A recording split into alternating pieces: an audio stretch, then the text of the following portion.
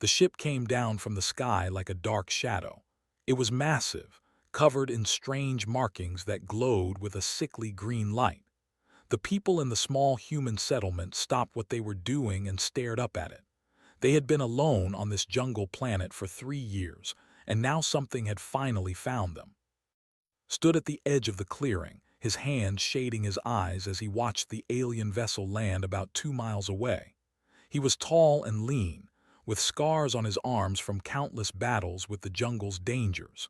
Before the crash that stranded them here, he had been a military officer. Now he was just trying to keep 50 people alive. "Everyone get to the main shelter," he called out, his voice calm but firm.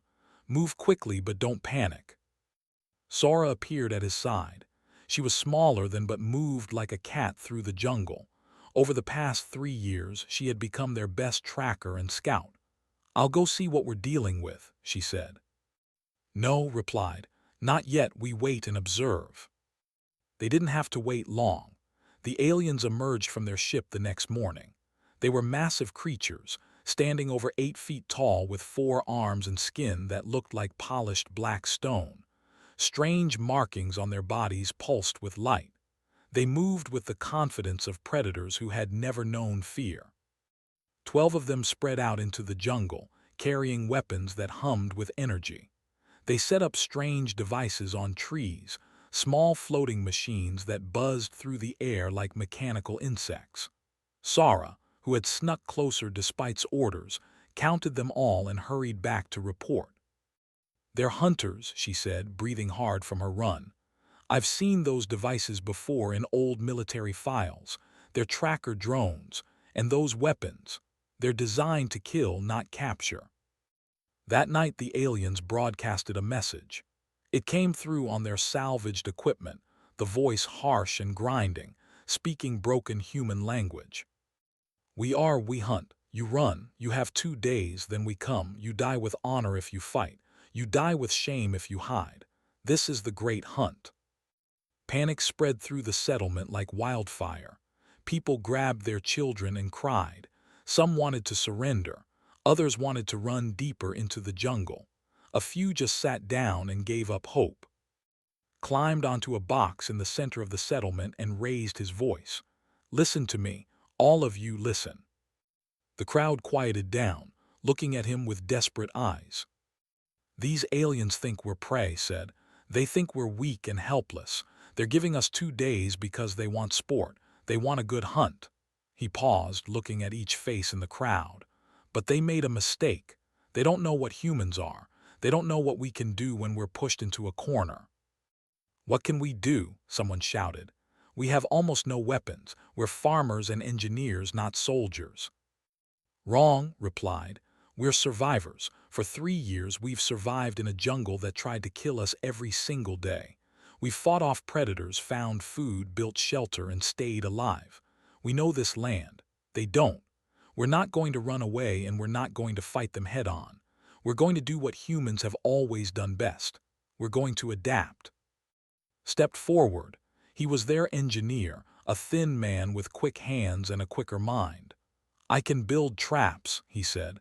"I've been taking apart the old ship equipment for years. I can make things that will surprise them." The medic raised her hand. "I've been studying the plants here. Some of them are very poisonous. I can make weapons from them." The former pilot cracked her knuckles. "I still remember my combat training. If we're fighting, I'm in."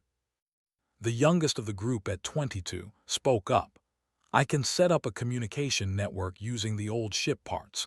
We can coordinate and stay in contact even if we split up." Nodded, feeling hope rise in his chest. "Good. We have 2 days to prepare. Sora, you'll map out the terrain and find the best locations for ambushes. Start building those traps. Gather what you need. Train anyone who wants to learn basic combat. Get that communication system working. Everyone else, gather supplies and be ready to move." "Are we really going to fight them?" a woman asked, holding her child close. "No," said, "we're going to win." The next 2 days passed in a blur of activity. Sora and a small team mapped every path, every hiding spot, every advantage the jungle could give them. Worked day and night, creating traps from electrical wires, sharp metal, and springs from the crashed ship. Gathered plants and created poisons, paralysis agents, and substances that would make the aliens sick and confused. Managed to link together old communicators into a network that could work over several miles. It wasn't perfect, but it would let them talk to each other. Trained groups in basic fighting techniques, focusing on quick strikes and retreats. Spent his time planning. He studied everything Sora brought back about the aliens. He learned their patrol patterns, their behavior, their weaknesses. They were strong and had good technology, but they were arrogant. They thought this would be easy. That would be their downfall. On the evening of the second day, gathered everyone one last time. "We're not running," he said. "We're relocating. We're going to split into small teams and spread out across the jungle. We'll lead them on a chase, but we'll be in control the whole time. Remember, we don't need to be stronger than them. We just need to be smarter." As the sun set on their camp for the last time, the humans disappeared into the jungle. They left behind a settlement that looked abandoned in a hurry, with clear trails leading in multiple directions. They wanted the aliens to follow. In his command post on the alien ship, War Master smiled as he watched the humans scatter on his tracking screens. "The hunt begins at dawn," he told his warriors. "This will be a good sport. They run well." But hidden in the trees nearby, Sora watched the alien ship and smiled. She touched her communicator and whispered, "They think we're running. Phase 1 complete." In the darkness of the jungle, 50 humans prepared for war. The aliens had come here expecting a hunt. They would get one, but not the kind they imagined. The warriors moved through the jungle with confidence. They had hunted on 100 worlds, tracked 1,000 species, and never lost a hunt. War Master led from the center, his 4 arms carrying different weapons, his bioluminescent markings pulsing with excitement. "The trail is clear," said one of his best scouts. They ran in panic, leaving everything behind. "This will be over quickly." Nodded, "Follow the main group. The rest will be easy to find once we take down the leaders." What they didn't know was that every step they took was being watched. Sora lay flat on a thick branch 30 feet above the ground, her body painted with mud to blend in. She watched the aliens pass below her and counted them again. 12, just as before. She touched her communicator twice, sending a signal. 2 clicks meant the enemy was moving as planned. A mile away received the signal and smiled. "They took the bait," he whispered to who was crouched beside him. "Get ready." They followed the obvious trail for hours. They found abandoned equipment, food supplies, even a child's toy dropped in the dirt. Everything told them the humans were running in fear. By midday, they reached a small clearing where a campfire still smoked. "They were here recently," said Thresh, another warrior. "Perhaps an hour ago." "Spread out," ordered. "Find their next camp." 2 scouts and Grendel moved ahead of the main group. They were the fastest runners, trained to chase down fleeing prey. They followed the trail deeper into the jungle, their tracker drones buzzing ahead of them. What happened next would never be fully understood by the other, stepped on what looked like solid ground. There was a click, then a snap. Metal jaws made from ship parts burst from the ground and caught his leg. He roared in pain. Grendel turned to help him, but something flew through the air and hit him in the neck. It was a small dart barely visible. Within seconds, Grendel collapsed, paralyzed by poison. Tried to call for help, but his communicator had been destroyed by the trap. He tried to free his leg, but the metal was strong and the pain was intense. Then he heard something in the trees above. Before he could look up, a net made of woven vines and electrical wire fell on him. The shock knocked him unconscious. When the main group arrived an hour later, they found nothing. No bodies, no blood, no signs of their scouts. Just empty jungle and 2 destroyed tracker drones. "Impossible," said, his voice filled with confusion. "Where are they?" "Perhaps they chased the humans too far," suggested. "Then they would have reported in," replied. He felt something he hadn't felt in years: uncertainty. That night they made camp in a defensive position. They set up perimeter alarms and kept watch in shifts. But the jungle was alive with sounds, and every noise made them jump. They didn't know that 10 feet away, buried under leaves and dirt, lay perfectly still with his communicator, listening to every word they said through a small microphone he had planted in their camp. The next morning, 3 more went missing. This time it happened in broad daylight. A team of 3 warriors was crossing a stream when something exploded in the water. It was one of those electrical traps, powered by old ship batteries. The shock didn't kill them, but it stunned them long enough for and her team to attack. They came from the trees, moving fast and silent. Had taught them well: strike fast, strike hard, and disappear before the enemy can react. They used clubs made from hard wood and sharp metal pieces from the ship. In less than 30 seconds, the 3 warriors were unconscious and being dragged away into the dense jungle. This time, they found evidence of the attack. They found scorch marks in the water and drag marks in the mud. But the trail disappeared into a maze of rocks and streams that made tracking impossible. "They're fighting back," said Thresh, stating the obvious. "Primitive traps," said, but his voice lacked confidence. "We adapt, we move more carefully." But how do you move carefully when you don't know where the enemy is? How do you hunt prey that refuses to run? They had never faced this before. On other worlds, prey either ran or fought directly. These humans were doing neither. They were ghosts in the jungle. That evening, the remaining 7 found one of their missing warriors was hanging upside down from a tree, his body wrapped in vines. He was alive but barely conscious. Around his neck was a sign written in language: "The hunters are now the hunted." "How did they learn our language?" asked, his voice shaking. "From the message we sent them," realized. "They've been studying us while we thought we were studying them." That night tried to call their ship for support, but something was wrong with the communications.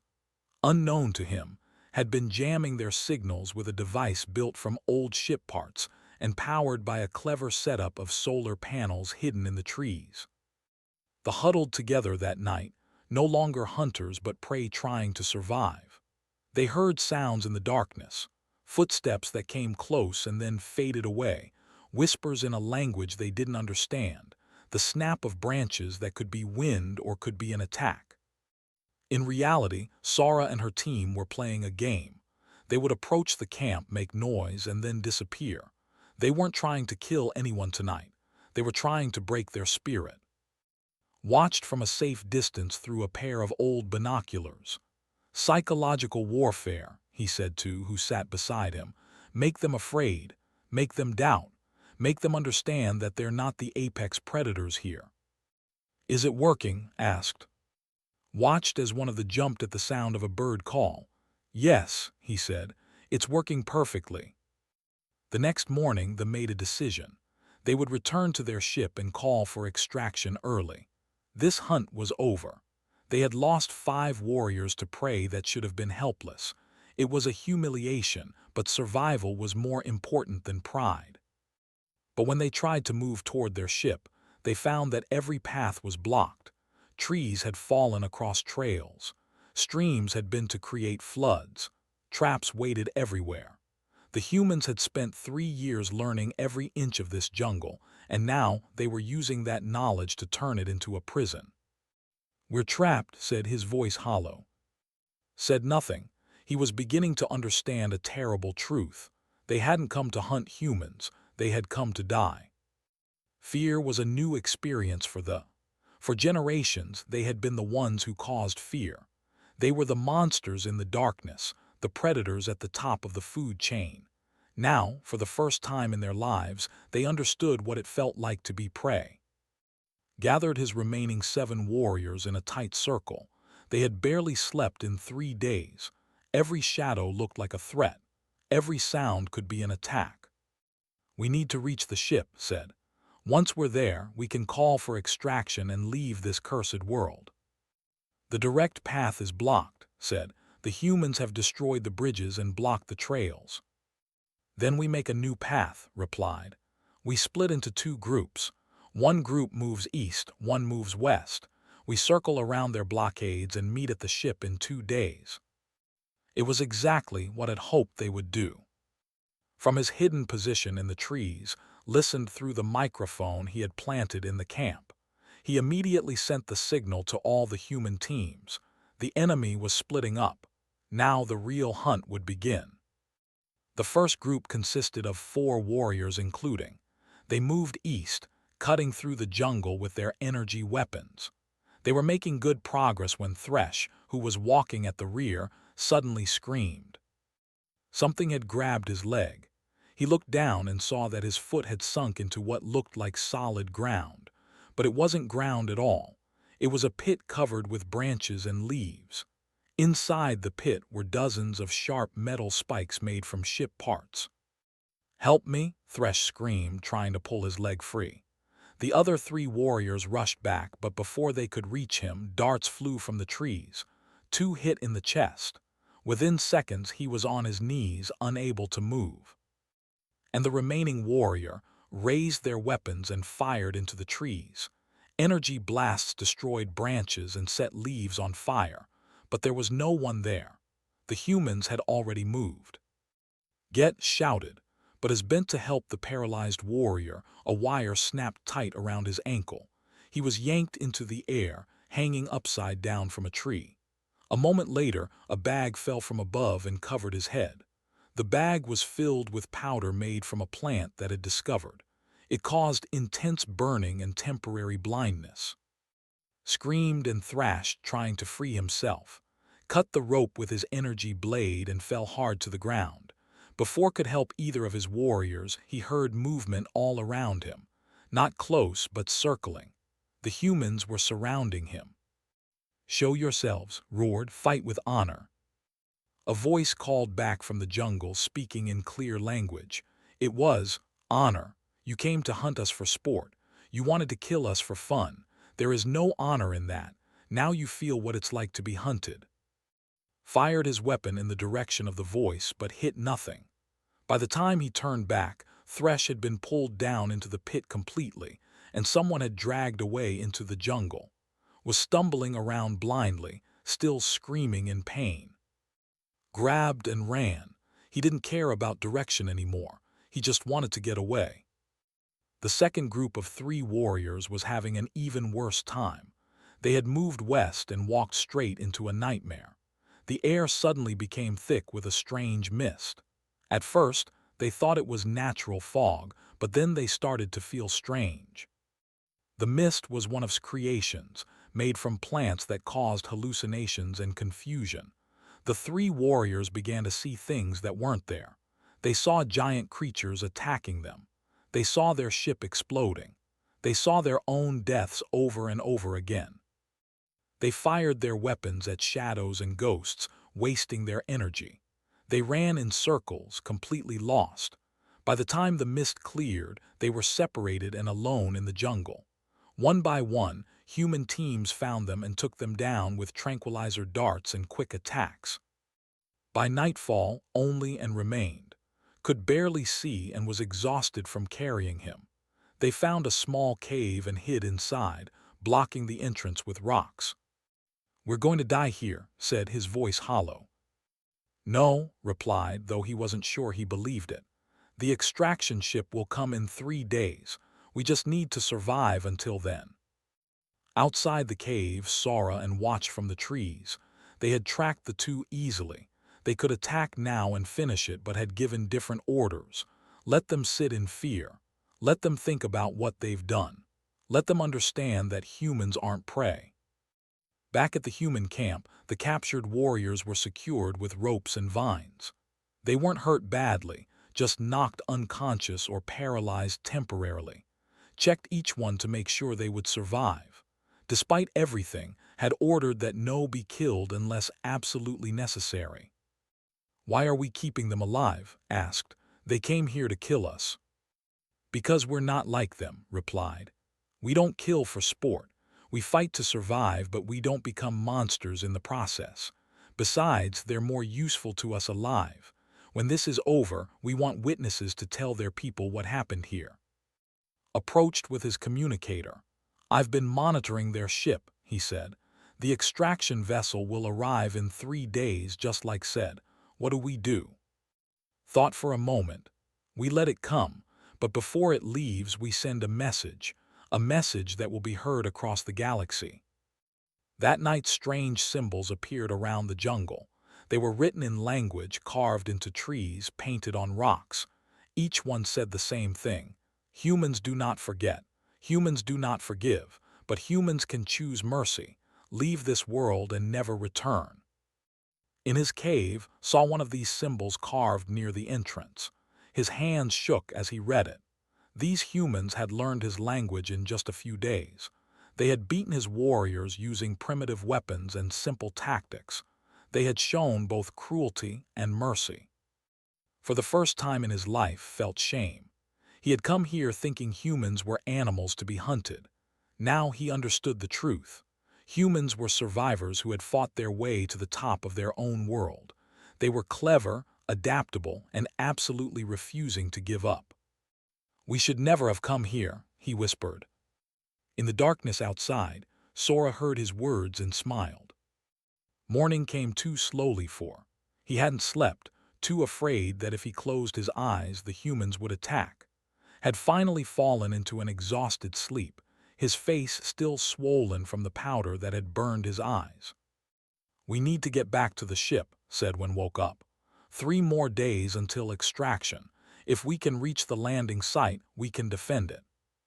"Can you even find the way?" asked. "I still can barely see."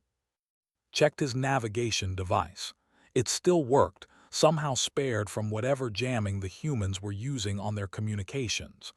2 miles northeast. We can make it." They left the cave carefully, weapons ready.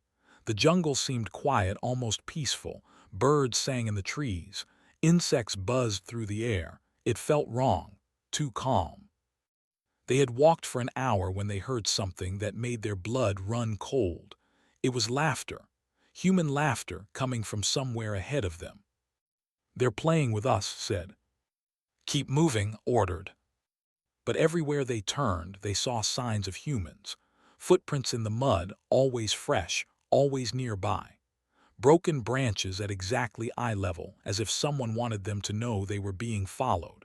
Sometimes they would catch a glimpse of movement in the trees, but when they looked directly, there was nothing there. It took them 6 hours to travel 2 miles.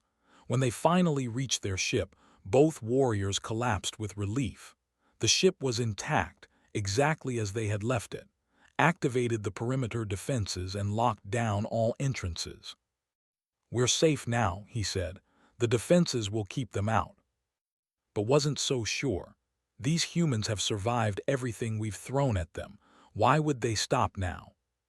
He was right to be worried. The humans didn't attack. Instead, they began a siege. First, they cut off the water.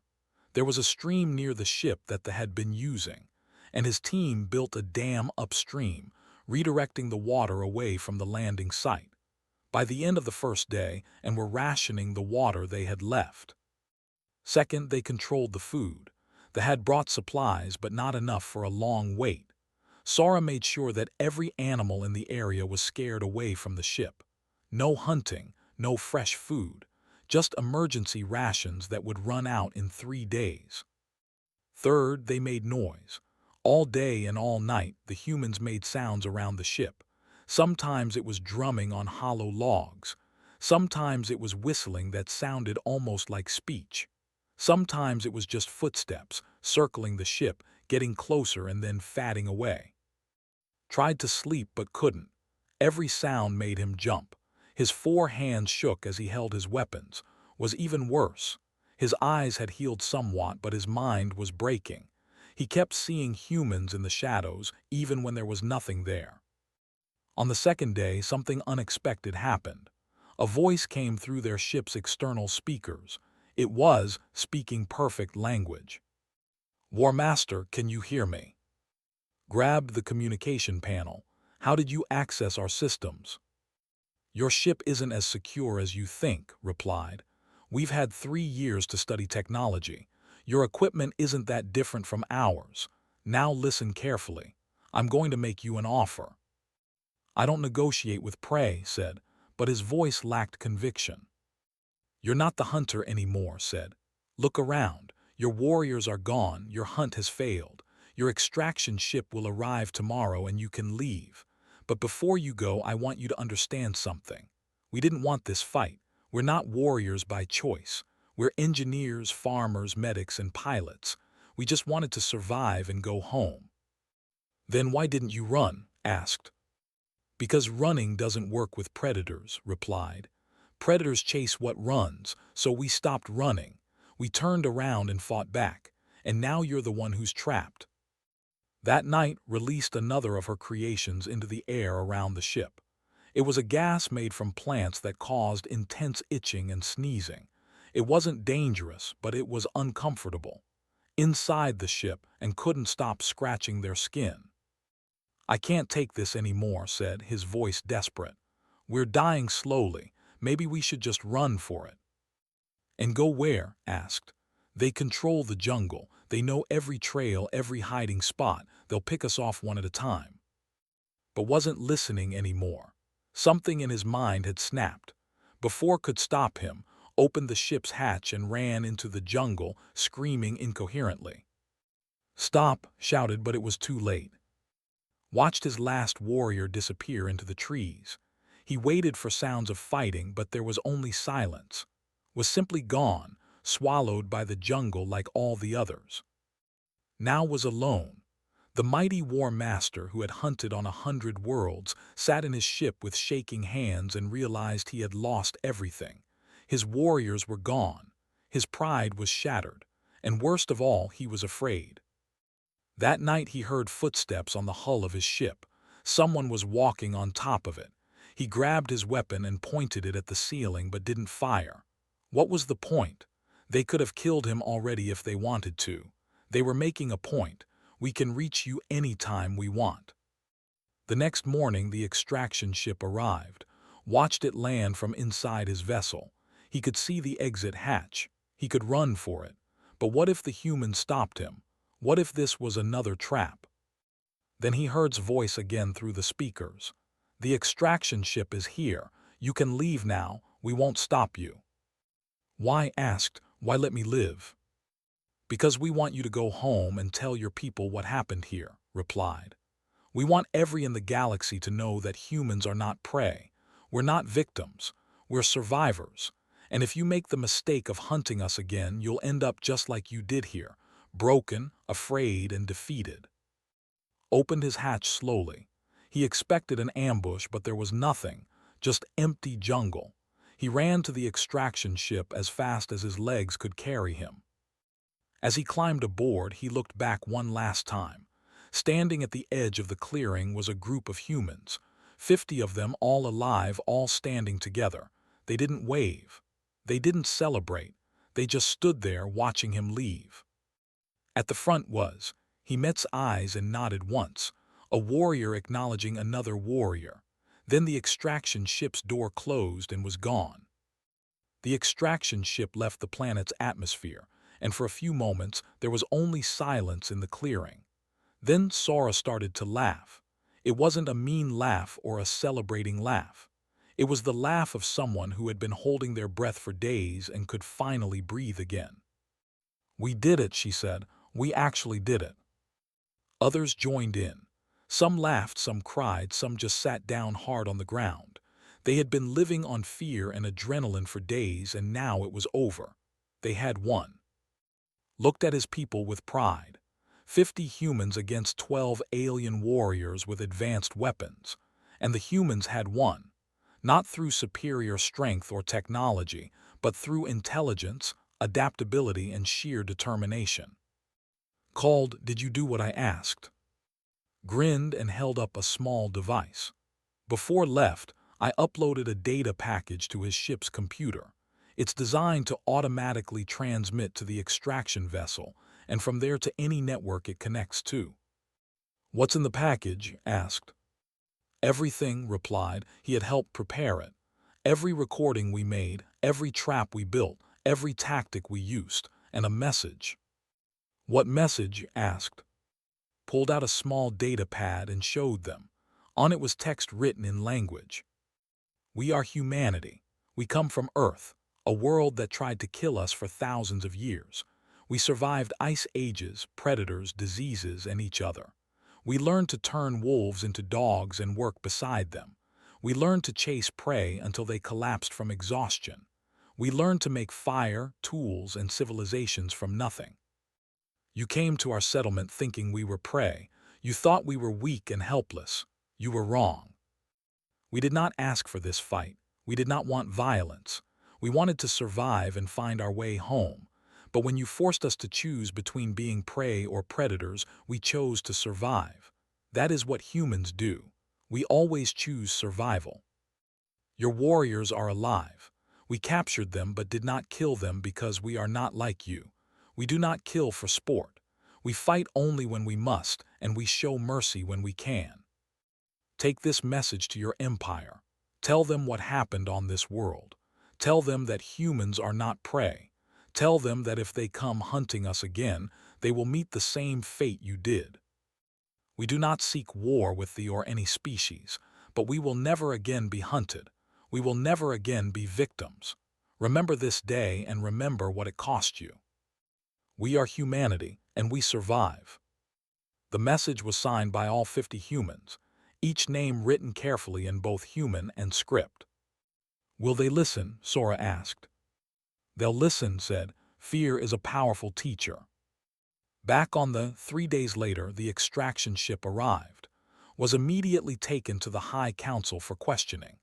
The chamber was huge, filled with the greatest warriors and leaders of the Empire. They demanded to know what had happened. Told them everything, how they had underestimated the humans, how the humans had used the jungle against them, how one by one his warriors had fallen to traps and tactics they never saw coming, how the humans had learned their language in days and hacked their technology. Impossible, said High Commander Vex. You're telling us that primitive mammals defeated you. They're not primitive, said. They're survivors. They're clever, adaptable, and they refuse to give up. They turned a hunt into a war and won it without superior weapons or strength. Then you're simply weak, Vex said with disgust. No, said a tech officer, entering the chamber with a data pad. War Master is telling the truth. The humans uploaded evidence to our network. I've reviewed it all. Their tactics, their traps, their coordination, it's all here. The tech officer played recordings of the hunt. The council watched in growing horror as they saw warriors, the pride of their empire, being defeated by humans with primitive weapons. They watched humans move through the jungle like ghosts. They watched traps that were simple but devastatingly effective. Then they watched the final message, with all 50 human faces looking directly into the camera, healthy, alive, and unafraid. This is humiliating, Vex said. This recording must be destroyed. If other species learn that we were defeated by mammals, our reputation will be ruined. But it was too late. The message had already spread beyond the network. Human survivors had made sure of that. They had programmed it to transmit to every frequency they could access, including general galactic channels. Within a week, the story of what happened on the jungle planet reached other species. The Empire tried to suppress it, but the truth had a way of spreading. Soon, everyone in the local galactic community knew the mighty had been defeated by humans. Some species were amused, others were impressed. Many were simply curious about these humans who had accomplished the impossible. The Empire, embarrassed and humiliated, officially declared all human territories off-limits. No one would hunt humans again. 2 months after the incident, a peaceful trader species called the arrived at the jungle planet. They had heard the human story and wanted to help. They offered to take the 50 survivors to the nearest human colony. As the humans boarded the ship, took one last look at the jungle planet that had been their prison and their battlefield. We came here as crash survivors, he said. We're leaving as something else. What? Sora asked. Legends, replied with a small smile. 10 years passed. The 50 survivors returned to human space and told their story.